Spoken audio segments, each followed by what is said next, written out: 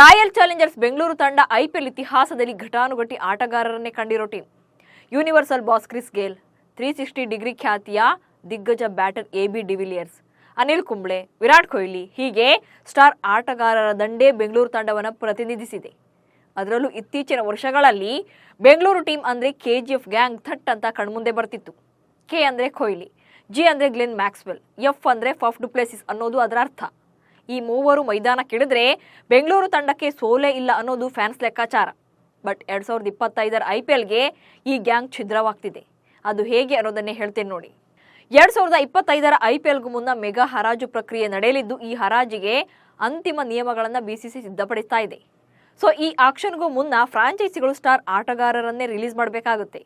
ಅದರಂತೆ royal Challengers Bengaluru ತಂಡದಿಂದ ನಾಯಕ ಫಾಫ್ ಡು ಪ್ಲೆಸಿಸ್ ಹಾಗೆ ಗ್ಲೆನ್ ಮ್ಯಾಕ್ಸ್ವೆಲ್ ರಿಲೀಸ್ ಆಗಿದ್ದಾರೆ ಅಂತ ನ್ಯಾಷನಲ್ ಮೀಡಿಯಾಗಳಲ್ಲಿ ವರದಿಯಾಗಿದೆ.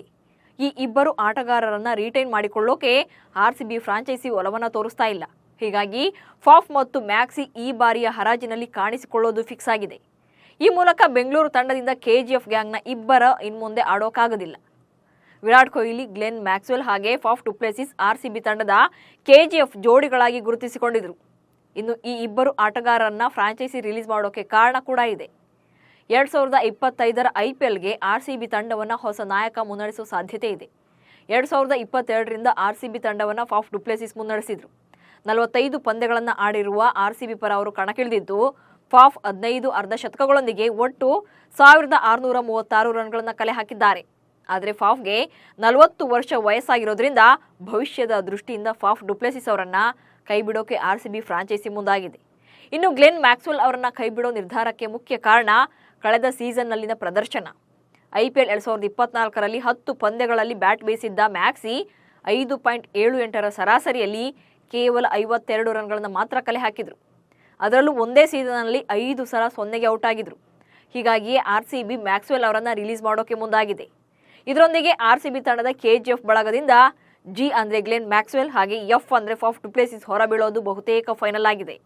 ಸೊ ಅಂತಿಮವಾಗಿ ಮ್ಯಾಕ್ಸ್ವೆಲ್ ಮತ್ತು ಫಾಫ್ ತಂಡದಿಂದ ಹೊರಬಂದ್ರೆ ಅವರ ಪ್ಲೇಸ್ಗೆ ಯಾರನ್ನ ರೀಪ್ಲೇಸ್ ಮಾಡಬೇಕು ಅನ್ನೋ ಸವಾಲು ಕೂಡ ಬೆಂಗಳೂರು ಫ್ರಾಂಚೈಸಿಯ ಮುಂದಿದೆ. ಕಳೆದ 15 ಆವೃತ್ತಿಗಳಲ್ಲಿ ಟ್ರೋಫಿ ಗೆಲ್ಲುವಲ್ಲಿ ವಿಫಲರಾಗಿರುವ RCB ತಂಡ ಈ ಬಾರಿಯಾದರೂ ಟ್ರೋಫಿ ಗೆಲ್ಲಬೇಕು ಅಂತ ಪಣ ತೊಟ್ಟಿದೆ.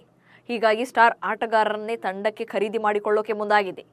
ರೋಹಿತ್ ಶರ್ಮಾ, ಸೂರ್ಯಕುಮಾರ್ ಯಾದವ್, ರಿಷಬ್ ಪಂತ್, KL ರಾಹುಲ್ ಸೇರಿದಂತೆ ಸ್ಟಾರ್ ಪ್ಲೇಯರ್ಸ್ ಈ ಬಾರಿಗೆ ಆಕ್ಷನ್ಗೆ ಬರ್ತಾರೆ ಅನ್ನೋ ಸುದ್ದಿ ಇದೆ. ಹೀಗಾಗಿ ಎಲ್ಲ ಆಂಗಲ್ಗಳಿಂದಲೂ ಬೆಂಗಳೂರು ತಂಡಕ್ಕೆ ಫಿಟ್ ಆಗುವ ಆಟಗಾರರ ಮೇಲೆ ಬಿಡ್ ಮಾಡೋ ಲೆಕ್ಕಾಚಾರದಲ್ಲಿದೆ. ಆದರೆ ಬೆಂಗಳೂರು ತಂಡಕ್ಕೆ ಯಾರೇ ಬಂದರೂ ಕೂಡ ಫ್ಯಾನ್ಸ್ KGF ಗ್ಯಾಂಗ್ನ ಮಿಸ್ ಮಾಡ್ಕೊಳ್ಳೋದಂತೂ ಗ್ಯಾರಂಟಿ.